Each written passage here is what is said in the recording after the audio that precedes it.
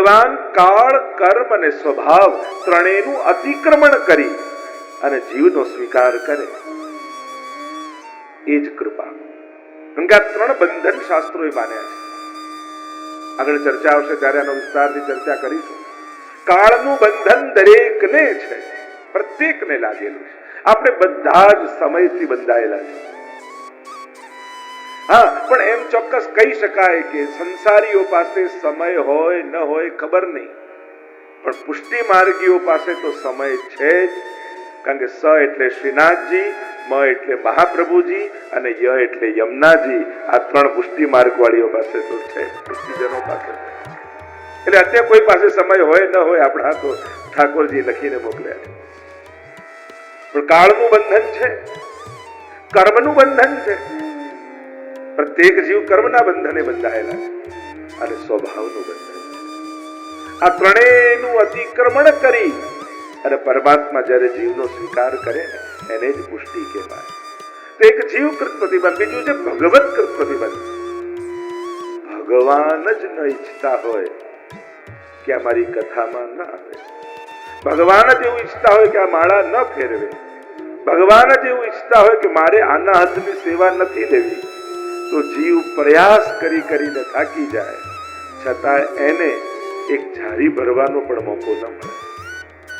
અને ત્યારે માનવું કે આ ભગવત્કૃત પ્રતિબંધ છે. અધિકાર સંપાદન ક્યારે થાય? તો બે રીતે થાય. કાં શ્રી ઠાકોરજી કૃપા કરે અને કાં શ્રી વલ્લભ કૃપા કરે. આપણે તો વાર્તા પ્રસંગમાં આવે છે ને કે કૃષ્ણભટ્ટ રોજ સેવા કરતા શ્રીનાથજી બાવાની અને વિનંતી કરતા કે બાબા, મનમાં એક મનોરથ છે કે વ્રજ ભક્તો સહિત આપની લીલાના દર્શન કરવા. અને શ્રીનાથજી બાબા મૌન થઈ જતા, ના પાડતા. સેવા કરતા કરતા શ્રીનાથજીની ઉદાસ રહેવા લાગ્યા. એકવાર ગુસાઈજીએ જોયું, કહ્યું કે કૃષ્ણભટ્ટ આવા ઉદાસ કેમ છો? કહ્યું કે જયરાજ, શ્રીનાથજી બાબા મારો મનોરથ પૂરો નથી કરતા. શું છે તમારો મનોરથ? મનોરથ એ છે કે શ્રીનાથજી બાબાની શ્રીઅંગની સેવા તો કરું છું, પણ મારે તો શ્રીનાથજી બાબાને વ્રજભક્તો સહિત લીલા કરતા દર્શન કરવા. હા, તો ઠાકોરજીને વિનંતી કરો. ઘણી વાર વિનંતી કરી તો હા, ઠાકોરજી શું કહે છે? પ્રભુ કહે છે કે તારો અધિકાર નથી, જયરાજ આપ કૃપા કરો. અને ત્યારે ગુસાઈજીએ કહ્યું, શ્રીનાથજી તો બાળક છે, ચાલ મારી સાથે. એ તો એક બાળક છે કે બાળક તો. અને હાથ પકડીને લઈ ગયા. વ્રજના એક ઘણી ઝાડીઓ હતી અને એ ઝાડીઓમાં બહાર કૃષ્ણ ભટ્ટને ઉભા રાખી અને ગુસાઈજી કહે છે આ ઝાડી ખસેડ. અને જ્યાં ખસેડી શ્રીનાથજી બાબા નિત્ય લીલાના પરિકર સાથે સૈયાજીમાં વિરાજેલા છે. સ્વામીજી બીડું આરોગાવી રહ્યા છે અને ગોપીજનો પંખો આદિ સેવા કરી રહ્યા છે. દડ દડ દડ દડ અશ્રુપાત થવા લાગ્યા. ગુસાઈજીના ચરણોમાં પડી ગયા કે વલ્લભ, હે ગુસાઈજી, આપના સિવાય જીવનો અધિકાર કોણ સંપાદિત કરી? જેને શ્રી વિઠ્ઠલનાથ વિચારે રે, તેને પ્રગટ પદાર્થ ચારે રે. શ્રી મહાપ્રભુજી અને ગુસાઈજીની કૃપા થાય તો જીવનો અધિકાર સંપાદિત થાય. આ અધિકાર લીધા છે. પહેલા 3 શ્લોકમાં મંગલાચરણ કર્યા વ્યાસજી. પહેલા શ્લોકમાં બીજનું વર્ણન, બીજામાં વૃક્ષનું વર્ણન અને ત્રીજામાં ફળનું વર્ણન આપ્યું. પ્રથમ સ્કંદનો આ પહેલો શ્લોક એ પૌરાણિક ગાયત્રી કહેવામાં આવે છે. જેમ વેદનું બીજ એ ગાયત્રી છે, મહાપ્રભુજીએ ગાયત્રી ભાષ્ય લખ્યું છે. અને મહાપ્રભુજી એમ માને છે ગાયત્રી મંત્ર કેવલ કોઈ દેવીનો જ મંત્ર નથી, એ તો પરબ્રહ્મનો મંત્ર છે. પણ દરેક મંત્રના દેવતા હોય, છંદ હોય, તો મંત્રના છંદનું નામ ગાયત્રી છે. બાકી સૂચન તો પરમાત્માનું જ કરે છે, કારણ કે વેદનું બીજ છે. શ્રીમદ ભાગવતની પણ શરૂઆત આ પૌરાણિક ગાયત્રીથી થાય. અંદર જવું ક્યાં માણસ? કારણ કે આ જીવવું તો આંખો ખોલીને જ છે. જો આંખો ખોલતા જ સામે તમને રાગ દ્વેષ પ્રગટ થાય તો આંખો બંધ કરીને કેટલું જીવી શકશો? આપણે દ્રષ્ટિ બંધ નથી કરવી, પણ દ્રષ્ટિને બદલવી છે. દ્રષ્ટિકોણ બદલવો છે, દુનિયાને જોવાનો દ્રષ્ટિકોણ બદલવો છે. અને એ કાર્ય ભાગવત કરે છે. અહીંયા શ્રીમદ ભાગવતમાં અધોક્ષજ ભગવાનની ભક્તિને પરમ માનવામાં આવી છે. જ્યારે ભક્તિ પ્રગટી જાય છે ને ત્યારે આ ક્રોધ, લોભ, ઈર્ષા, દ્વેષ આ તો બધું ખરી પડે છે અને કાઢવાની જરૂર જ નથી પડતી. જે દિવસે પરમ પ્રેમ પ્રગટ થઈ ગયો મનુષ્યના હૃદયમાં, અને જ્યારે માણસ પ્રેમમાં હોય ત્યારે સુંદર બની જાય, ત્યારે બધા દુર્ગુણો જતા રહે. સહજ અધોક્ષજ ભગવાનની ભક્તિ જ મનુષ્યનું પરમ કલ્યાણ કરી શકે. પણ ભક્તિને બે વિશેષણ આપ્યા છે, અહેતુકી અને અપ્રતિહતા. એક અહેતુકી ભક્તિ હોય છે, ભક્તિમાં ક્યારે કોઈ પ્રકારનો સ્વાર્થ ન હોવો જોઈએ. ભગવાન પાસે સુખ માંગો નહીં, ભગવાનને જ સુખ માનો. આપણે સુખ માંગીએ છે, પણ સુખ માંગીએ એનો અર્થ એ થયો કે તમે એક પ્રકારથી દુઃખ માંગ્યું. કારણ કે જ્યારે જ્યારે કોઈ પણ નાશવંત વસ્તુ સુખ રૂપે માંગો છો, તે થોડા દિવસમાં દુઃખનું રૂપ ધરવાની છે. ભગવાને ઘણી વસ્તુ છે ને દ્વંદ્વમાં બનાવી છે, ડબલ બનાવી. દિવસ હોય તો રાત, અને કોઈન હોય કિંગ હોય તો પાછો ક્રોસ, હેડ એટલે કે ટેલ. તમે હેડ એવો સિક્કો માંગો છો સુખ રૂપે, પણ એની પાછળ દુઃખ છે. કારણ કે નાશવંત વસ્તુ કાયમ માટે કોઈના સુખનું કારણ બની જ ન શકે. એ જ ગમતી કાર વર્ષ પછી દુઃખનું કારણ થશે જ. એ જ ગમતા સ્વજનો ક્યારેક જીવનમાં દુઃખના કારણ થશે જ. અશોચ્યાનન્દ શોચસ્ત્વમ પ્રજ્ઞા બાબાંશ વાસુસે. ગીતાજીમાં પણ ભગવાન કહે છે ને, ન શોક કરવાની વસ્તુનો તો શોક કરે છે. નથી આપણે શાશ્વત, નથી આપણે માંગેલી વસ્તુ શાશ્વત. એટલે બંનેનું કાયમ સાથે રહેવું સંભવ જ નથી. છૂટવું એ આવશ્યક અને સત્ય જ છે. અને એટલા માટે માંગેલું સુખ એ જ એક દિવસ દુઃખનું કારણ થતું હોય. એટલે ભગવાન પાસે સુખ માંગો નહીં, ભગવાનને જ સુખ માની લો. અને જેણે જેણે ભગવાનને સુખ માની લીધા, એના જીવનમાં દુઃખો સમાપ્ત થઈ ગયા. કારણ કે એક વસ્તુ નિશ્ચિત છે, સુખ એ ક્યારે પણ દુઃખનો વિરામ યા અંત ન હોઈ શકે. દુનિયાનું કોઈ પણ સુખ એ દુઃખનો અંત નથી. એ જ સુખ કોઈ નવા દુઃખની શરૂઆત છે. તો દુઃખનો અંત ક્યાંથી આવે, કઈ રીતે આવે? તો કે સાચા દુઃખનું ભાન એ જ આપણા સંસારના દુઃખનો અંત લાવી શકે. તો સાચું દુઃખ આ જીવનનું કયું છે? તો કે ભગવાન કૃષ્ણથી વિકુટા પડે હજારો જન્મોનો અંતરાય થયો છે. અને જે હૃદયમાં તાપ ક્લેશનો આનંદ જેને તિરોધાન થયો છે, એવું હું જીવ ભગવાન કૃષ્ણની પ્રાપ્તિને માટે. અરે હું તો ભગવાનનો અંશ છું, એનો ટુકડો છું. આત્મા પરમાત્માનો એક અંશ છે. અને ફરી ક્યારે પરમાત્માની પ્રાપ્તિ થશે? એ ભગવદ વિરહના દુઃખનું ભાન. જ્યારે આત્માના દુઃખનું ભાન થશે, ત્યારે જ મનના દુઃખો સમાપ્ત થઈ જશે. બાકી દુનિયાના ગમે તેટલા સુખો મેળવી લો, પણ એ સુખો ક્યારે પણ દુઃખના અંત નહીં લાવે. સાચા દુઃખનું ભાન એ જ મનના કલ્પિત દુઃખોનો અંત લાવી શકે. એટલે જ કહ્યું, પરમાત્મા જ સુખરૂપ છે. આ હેતુકી અને અપ્રતિહતા. કેવી ભક્તિ? અખંડ ભક્તિ. અને પ્રણામ કરવાથી શું? પ્રણામ કરવું એ કેટલી મોટી સાધના છે. તમને એમ થાય કે આમ દંડવત કરવાથી શું થશે? અરે ના, ભાગવતનો અંતિમ શ્લોક એમ કહે છે, પ્રણામો દુઃખ સમનસ્તમ નમામિ હરિમ પરમ. કેવલ પરમાત્માને પ્રણામ કરવા માત્રથી ભગવાન તમારા સમસ્ત દુઃખોને હરી લે. માણસ સુખ માટે ફાફા મારે છે કે મારું દુઃખ જાય, પણ દુઃખ હરનારો તો હરી જ છે. કેવલ તમારો કરેલું એક પ્રણામ તમારા સમસ્ત દુઃખોની સમાપ્તિ કરી દેશે. એટલા માટે આ નિયમ તો પ્રત્યેકે લેવા જોઈએ. ઘરે બિરાજતા ઠાકોરજીને રોજ વંદન તો કરવા છે. નવધા ભક્તિમાંની એક ભક્તિ છે. શ્રવણમ કીર્તનમ વિષ્ણુ સ્મરણમ પાદ સેવનમ અર્ચનમ વંદનમ. વંદન પણ નવધા ભક્તિમાંની એક ભક્તિ છે. આ બે કાર્ય ઘરમાં દરેકે કરવાના. દરેક વૈષ્ણવ પરિવારનો આ નિયમ હોવો જ જોઈએ. એ સવારે ઉઠીને ઘરના બધા લોકોને જય શ્રી કૃષ્ણ જરૂર કરવા. અને બીજું, રોજ ઠાકોરજીને દંડવત જરૂર કરવા. ભલે ઠાકોરજી પહોંચી ગયા, એનું મંદિર પણ ભગવત રૂપ જ છે. યાજી જાગ્યા ન હોય, તમારે વહેલા ઘરેથી ઓફિસે નીકળવાનું હોય, તમને કે ઠાકોરજી તો જાગ્યા નથી, ભલે જાગ્યા નથી, મંદિરને દંડવત કરો તો ઠાકોરજી સુધી પહોંચી જ જવાના છે. વલ્લભનો વૈષ્ણવ છે, કારણ કે તમે જય શ્રી કૃષ્ણ એની કંઠીને કરો, કારણ કે આપણા બધાનો સંબંધ સાચો તો કંઠીનો જ છે. બે જ્યારે પણ વૈષ્ણવ મળે બે હાથ જોડી અને પછી જય શ્રી કૃષ્ણ કરો. આ વિવેક છે, એમને એમ નહીં કરવા. કોશિશ કરજો, પ્રયાસ કરજો, જ્યારે કોઈને પણ ભગવત સ્મરણ કરો તો હાથ જોડી. આ વૈષ્ણવતાનો વિવેક છે. પ્રણામ એ આપણા સંસ્કાર છે. નારદજીને આવતા જોયા, વ્યાસજી પ્રસન્ન થઈ ગયા અને આવીને પ્રણામ કર્યા છે.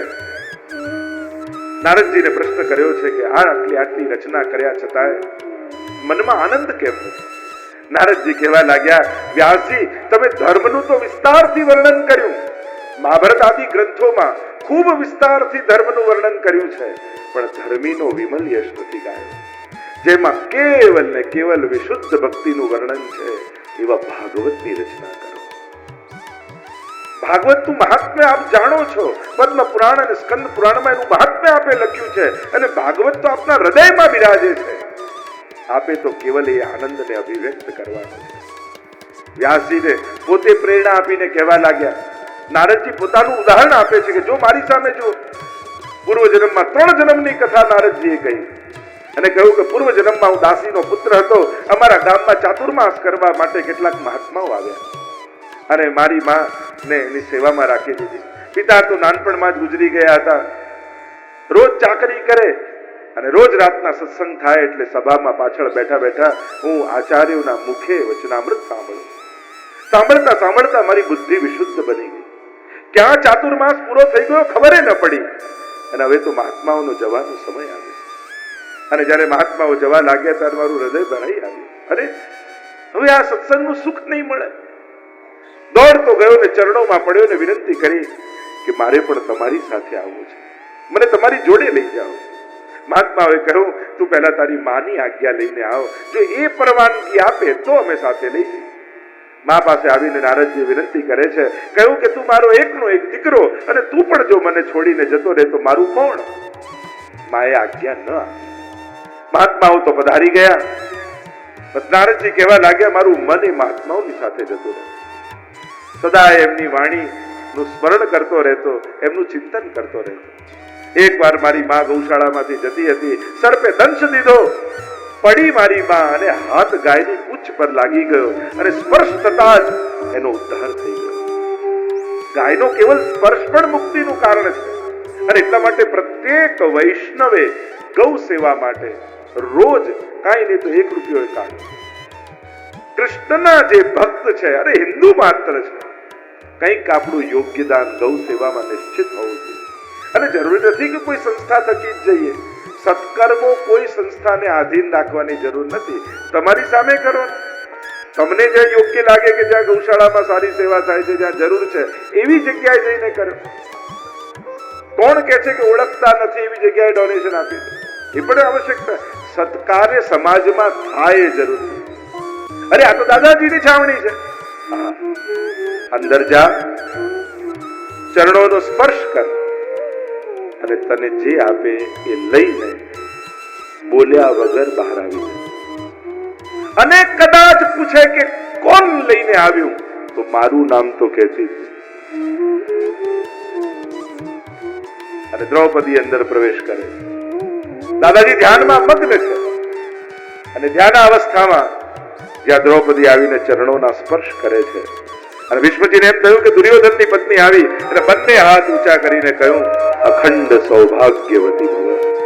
અને જ્યાં આટલું દાદાજી બોલ્યા અને દ્રૌપદીનો તો આનંદ પાયો ને દાદાજી બહુ મોટી કૃપા આપે કરી. હવે એકે પાંડવોમાંથી આપ એકેને મારી ન શકો.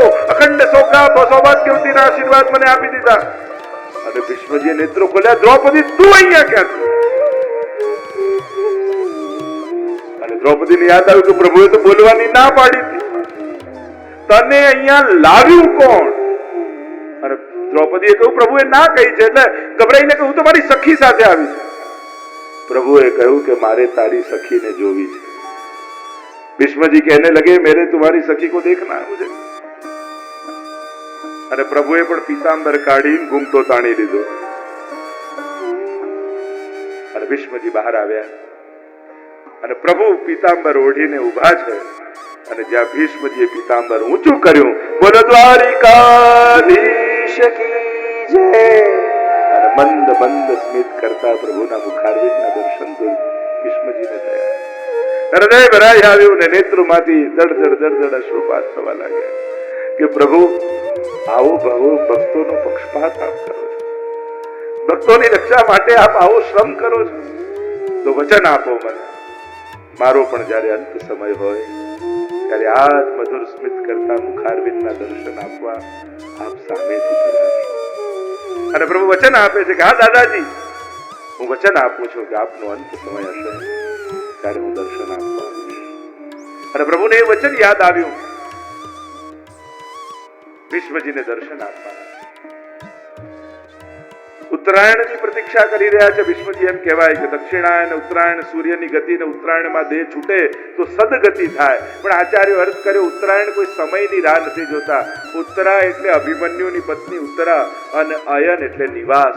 જેણે ઉત્તરાના ગર્ભમાં નિવાસ કર્યો એવા પરમાત્માની પ્રતીક્ષા કરી રહ્યા ભીષ્મજી. બાણ સૈયા ઉપર કુરુક્ષેત્રના મેદાનમાં સૂતા છે ભીષ્મજી. આખું શરીર બાણોથી વિધાય અને બાણની સૈયા, શ્વેત કેશ, શ્વેત દાઢી ને શ્વેત વસ્ત્રો, પણ મુખ ઉપર એ જ શાંતિ અને તેજ. નેત્રો બંધ કરીને બાણ સૈયા ઉપર સૂતા ભીષ્મજી. સમાચાર મળ્યા કે પ્રભુ આવ્યા છે. અને ધીમે રહીને ભીષ્મજીએ પોતાના નેત્રો ખોલ્યા અને સામે એ સુંદર મુખારવિંદના દર્શન, અને બંને નેત્રોના ખૂણામાંથી દડ દડ દડ દડ અશ્રુપાત થવા લાગ્યા. પ્રભુ મને ભરોસો હતો કે છેલ્લી ઘડી આપ સામે આવે, અને એટલા માટે આપના માટે મેં એક ભેટ બચાવીને રાખી છે. નક્કી કર્યું હતું કે જીવનના અંત સમયમાં આપના ચરણોમાં ધરીને જઈશ. અરે આ બાણ સૈયા ઉપર સુતા ને કઈ ભેટ? અને ભીષ્મજી સ્તુતિ કરતા બોલ્યા,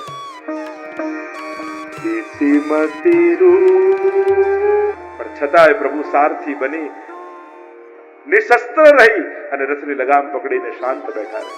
ભીષ્મજીને થાય છે કે બાણ તો છોડું પણ બરાબર લાગતા નથી, એટલે હવે તાક્યું અર્જુન તરફ. અને જ્યાં અર્જુન તરફ બાણ તાક્યું અને અર્જુનના હાથમાંથી ગાંડીવું પડ્યું, રથ તૂટ્યું, રથનું પૈડું છૂટું પડ્યું અને અર્જુનને પડેલો જોયો જમીનમાં. અને હવે પ્રભુનો પિત્તો ગયો. તૂટેલા રથના પૈડાના હાથમાં લઈ સુદર્શનનું આહ્વાન કરી એક સિંહ હાથીને મારવા માટે દોડે એમ પરમાત્મા ભાગે છે ભીષ્મજીને મારવા માટે. ફલાંગો ભરતા ભરતા અને પીતાંબર ઉડતું ઉડતું ભૂમિ પર પડી ગયું. ગતોત્તરીય, ભીષ્મજી કહેને લગે આપકા ઉત્તરીય નીચે ગિર ગયા. અનેક અર્થ કર્યા કે જ્યારે મારવા દોડ્યા ખરા એટલે મહાપ્રભુજી અર્થ કર્યો કે ભીષ્મજી ને ગ્રાસ કરવા માટે ભગવાન કાળ બન્યા. અને કાળ છે ને બ્રાહ્મણ છે, અને નિયમ એવો છે કે ઉત્તરીય પહેર્યા વગર બ્રાહ્મણથી ભોજન ન થાય. અને પ્રભુનું ઉત્તરીય પડી ગયું એટલે ભીષ્મજીનો ગ્રાસ ન કરે. એક અર્થ એમ કર્યો કે ભીષ્મજીના મનમાં મદ આવ્યો કે જો ભગવાનને વચન છોડાવ્યું ને હું જીત્યો, ભગવાન હાર્યા. પ્રભુને થયું કે મનમાં મદ છે અને હમણાં મારીશ તો મારા ભક્તની અધોગતિ થઈ જશે, મારા ભક્તની અધોગતિ હું ન થવા દઉં. એટલે પ્રભુ એને માર્યા. ઉત્તરીય પડ્યું કે પૃથ્વી કાપવા લાગી કે પ્રભુ તો સત્યવ્રત છે અને પોતાનું વ્રત છોડી દે, વચન છોડી દે તો હમણાં ને હમણાં પ્રલય થઈ જાય, પૃથ્વીનો લય થઈ જાય. એટલે પૃથ્વી ડરીને કાપવા લાગી કે તું મારો નાશ થઈ જશે. એટલે પ્રભુએ ઉત્તરીય નાખ્યું અને આશ્વાસન આપ્યું કે ગભરાઈશ નહીં, આવું કાંઈ થવાનું નથી. અનેક અર્થો કર્યા છે. અને આ ભીષ્મજીના ભક્તિની ઊંચાઈ જુઓ. યુદ્ધના મેદાનમાં બાણ સૈયા ઉપર સૂતેલા ભીષ્મજી વૃંદાવનમાં થતા રાસલીલાનું સ્મરણ કરે છે છેલ્લી ક્ષણે. લલિત ગતિ વિલાસ વલ્ગુહાસ પ્રણય નિરીક્ષણ કલ્પિતો રૂમા. રાસમાં પ્રભુ જ્યારે અંતર ધ્યાન થયા અને ઉન્મત્ત થયેલી ગોપીઓ કૃષ્ણમય થઈ ગઈ. કૃષ્ણ કૃષ્ણ કૃષ્ણ કરતી કરતી પોતાને કૃષ્ણ માનવા લાગી. પ્રભુની લીલાઓના અનુકરણ કરવા લાગી. વિચાર કરો, રાસલીલા કેવી પવિત્ર લીલા છે કે જે નૈષ્ઠિક બ્રહ્મચારી, જેણે સ્વપ્નમાં પણ સ્ત્રીનો વિચાર સુદ્ધા નથી કર્યો, એવા ભીષ્મજી પોતાના અંત સમયમાં ગોપીઓને યાદ કરે.